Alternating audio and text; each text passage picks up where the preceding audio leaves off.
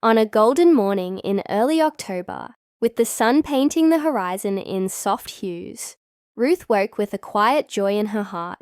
It was her 68th birthday, and she had arranged a special getaway, a beach house nestled along the coast. The house with its wide windows and sandy porch had been her gift to the family, rented and paid for entirely by her.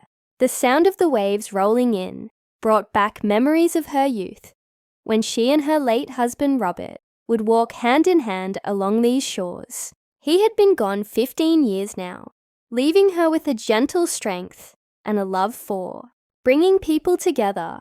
Ruth moved through the house, the scent of brewing coffee and cinnamon rolls, filling the air, a recipe from her grandmother's kitchen.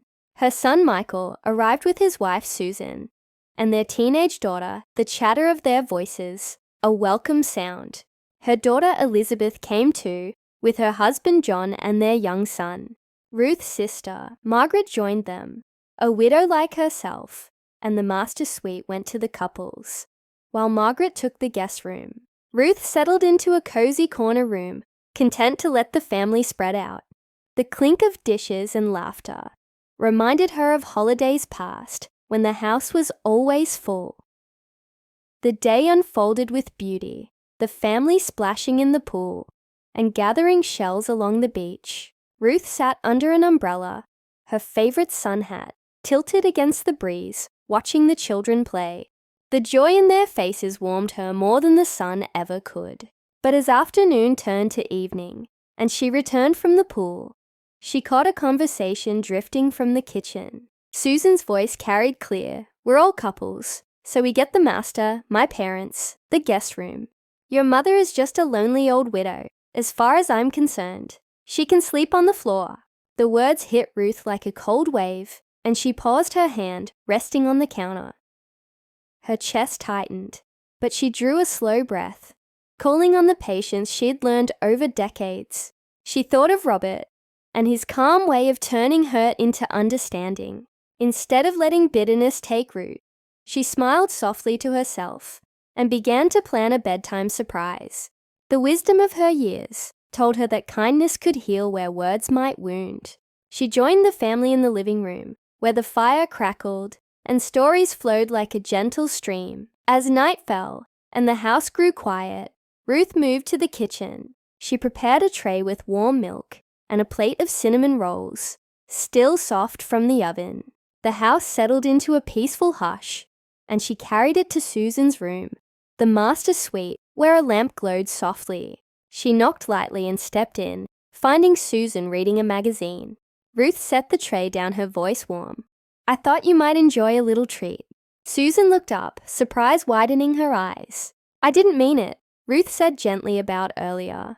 "I just overheard." Susan's face flushed, and she set the magazine aside. "I'm sorry," she murmured. "I spoke without thinking." Ruth sat on the bed's edge, her hand resting lightly on Susan's. "We all have our moments," she said softly. "I've learned to let them pass." The warm milk steamed between them, and the room filled with a tender quiet. Susan nodded, tears glistening. "Thank you," she whispered. They shared the rolls, talking of small things, the beach, the family. Ruth felt the tension melt away, a bridge building where hurt had stood. She remembered her mother's words from long ago, "A kind act can change a heart," and it rang true now. The next morning dawned bright with the sea sparkling beyond the windows. The family gathered for breakfast, and Susan approached Ruth, her smile hesitant. "I've moved my things," she said. "You should have the master tonight." Ruth shook her head. "No, that's not needed." But Susan insisted.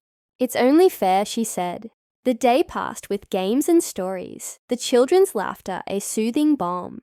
That evening, as Ruth settled into the master suite, the room felt like a gift of reconciliation. She gazed out at the moonlit waves, thinking of Robert and the love they'd shared.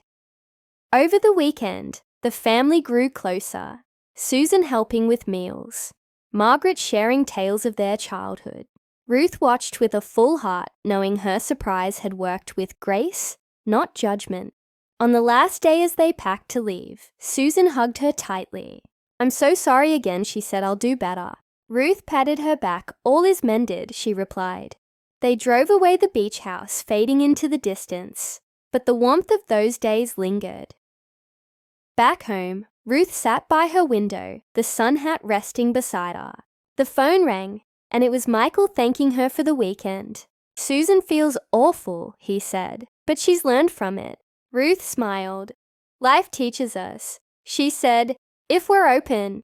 She hung up and looked at a photo of Robert on the shelf. The years had brought trials, but also lessons in forgiveness and connection. She felt a deep peace knowing her birthday had become a moment of healing, weaving her family tighter together. The sea's rhythm echoed in her mind, a reminder of resilience and the quiet power of a loving heart.